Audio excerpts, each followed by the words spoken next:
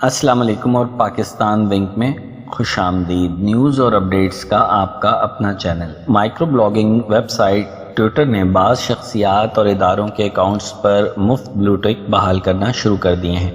Twitter نے 20 April سے بلو ٹک کو ماہانہ فیس سے جوڑتے ہوئے اکاؤنٹ سے لیگیسی بلو ٹک ہٹا دیے تھے۔ ٹویٹر کے مالک ایلن مسک نے پہلے ہی بتا دیا تھا کہ 20 اپریل کے بعد صرف ماہانہ فیس کے عوض ہی بلو ٹک فراہم کیا جائے گا۔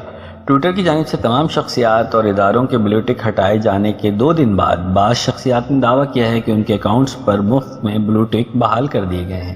ایسی شخصیات میں ملالہ یوسفزئی سمیت متعدد شخصیات شامل ہیں جنہوں نے اپنے ٹویٹس میں دعویٰ کیا کہ انہوں نے بلو ٹک کے لیے کسی فیس کی ادائیگی نہیں کی۔ ملالہ یوسفزئی کے علاوہ پریانکا چوپڑا، بھارتی صحافی رانا ایوب سمیت دیگر متعدد شخصیات نے بھی ایسے ہی دعوے کیے کہ انہوں نے بلو ٹک کے لیے کوئی فیس ادا نہیں کی اور ان کے اکاؤنٹس پر بلو ٹک بحال کر دیا گیا ہے۔ یاد رہے ٹویٹر کے مالک ایلن مسک نے کہا تھا کہ ٹویٹر کا مالک ہونا تکلیف دے رہا، مناسب خریدار ملا تو فروخت کر دوں گا۔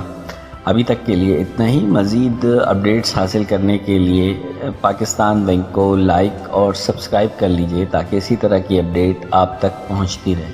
شکریہ۔